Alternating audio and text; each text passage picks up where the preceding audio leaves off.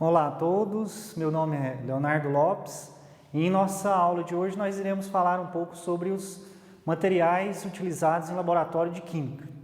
Primeiramente nós iremos iniciar aqui com os materiais de vidro. O material mais utilizado no laboratório de química é o Becker, né? Então ele é de uso geral em laboratório, serve para fazer reações que envolvem soluções, dissolver substâncias sólidas e efetuar reações de precipitação. É utilizado também para aquecer líquidos e pode ser aquecido sobre uma tela de amianto. Um outro material bastante utilizado também é o Erlenmeyer.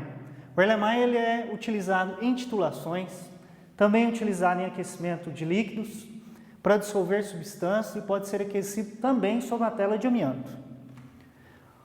O balão volumétrico, o qual está representado aí na figura, ele possui um volume definido, você só pode utilizar somente um volume, é utilizado para o preparo de soluções com uma altíssima precisão. Nós temos balões com diversos volumes, desde 5 ml até balões de 1 litro. O tubo de ensaio, bastante comum e conhecido de todos, é empregado em reações em microescala. Pode ser aquecido com movimentos circulares e com bastante cuidado. Um outro material utilizado à base de vidro também é o funil de vidro. É utilizado na transferência de líquidos de um frasco para o outro e pode ser utilizado também no processo de filtrações simples. O bastão de vidro é um outro material que pode ser utilizado na agitação e preparo de soluções e também na transferência de líquidos. Ele auxilia nesse processo para que ele seja efetuado com um cuidado maior. Um outro material, o vidro de relógio, usado em análise e evaporações em pequena escala e pode ser também utilizado na pesagem de substâncias não voláteis. O pesa-filtro, o qual nós podemos observar na figura aí, é muito indicado para a pesagem de sólidos higroscópicos, ou seja, aqueles que absorvem uma grande quantidade de água, e sólidos também voláteis. A proveta, que é esse cilindro graduado, no qual nós temos aí diversos tipos de proveta, temos provetas desde 5 ml até provetas de 1000 ml, 1 litro, ela é utilizada a medições aproximadas de um líquido ou soluções. Então, é importante nós frisarmos que a quantidade de volumes que eu posso medir na proveta são volumes aproximados, não sendo, portanto, uma vidraria de precisão.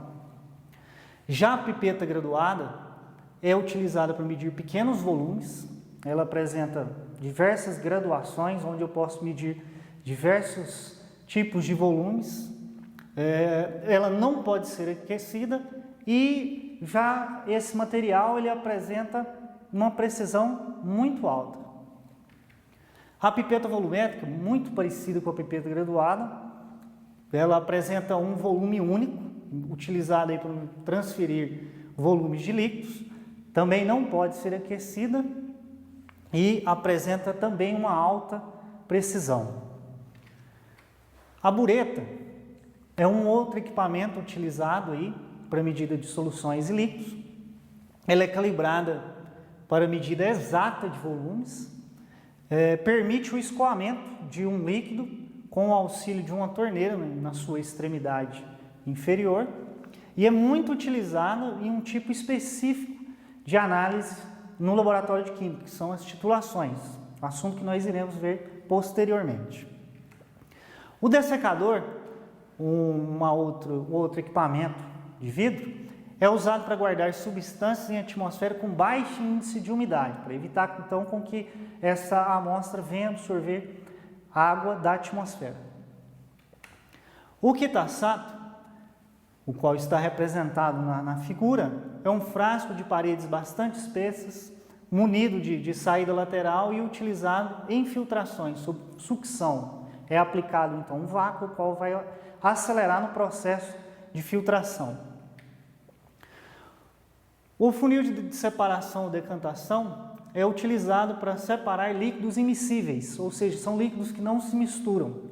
Nós temos uma torneira na sua extremidade inferior, no qual nós controlamos a saída do líquido, e é através desse controle visual que nós podemos separar os líquidos que não se misturam.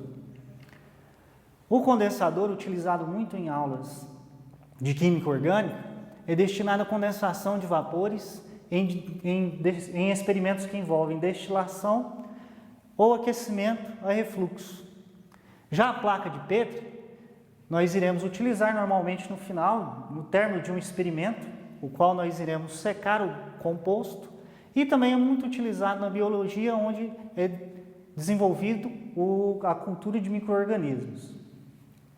Então temos também um material bastante conhecido de todos, o termômetro, utilizado para controlar a temperatura e algumas reações que venham a ocorrer no laboratório. Então, nós vimos até aqui os materiais baseados em vidro, os quais são utilizados em um laboratório de química. Vamos agora falar de outros materiais. O cadinho, utilizado em processo de calcinação, que é um processo de aquecimento. Utilizado também para fundir substâncias, e ele tem uma característica importante, que ele suporta altíssimas temperaturas, temperaturas acima de 500 graus Celsius.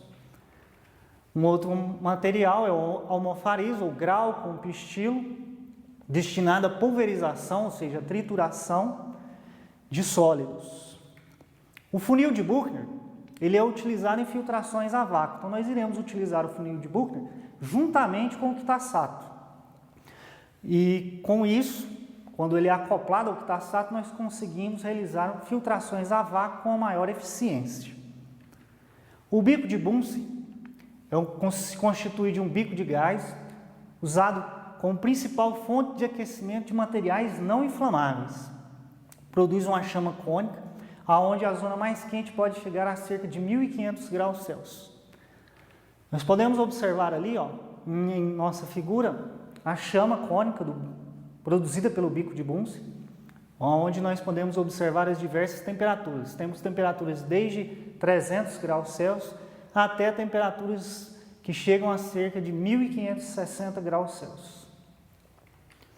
O tripé é usado como suporte em aquecimento. Então, é um sistema que nós iremos montar, em que utilizaremos, por exemplo, o bico de Bunsen, o tripé e também a tela amianto, o qual é colocado em cima desse tripé, para distribuir de maneira uniforme o calor durante o aquecimento de algum recipiente à base de vidro, como, por exemplo, o Becker e o Erlenmeyer, os quais já foram vistos. O suporte universal é usado em operações, diversas operações, como, por exemplo, a filtração. Esse suporte ele pode ser utilizado como suporte para condensador, buretas e sistemas de destilação, entre outros. Juntamente com o suporte universal, eu tenho a mufa e a garra, que é bastante utilizado como peça de fixação no suporte universal.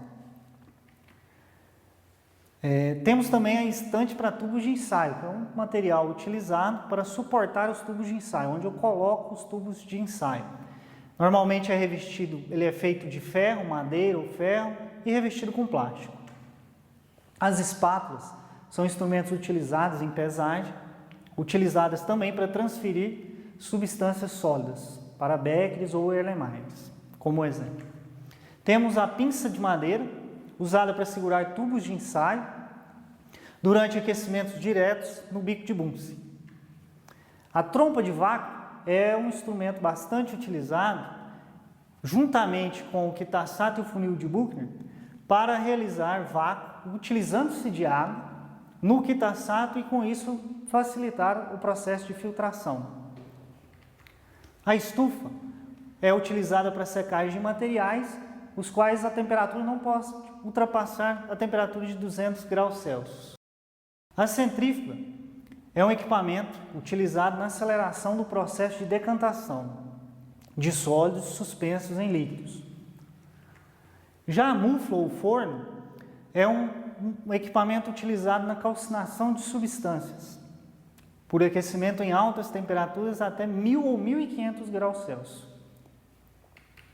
A manta elétrica é utilizada no aquecimento de líquidos inflamáveis contidos em um balão de fundo redondo, muito utilizado no processo de destilação.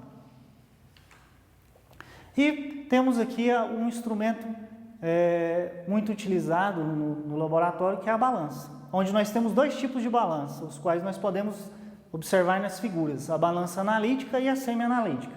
Na balança analítica, ela apresenta uma precisão de 4 a 5 casas após a vírgula, apresentando, portanto, uma grande precisão em relação à pesagem, e a semi-analítica, onde nós temos precisão de 3 casas após a vírgula.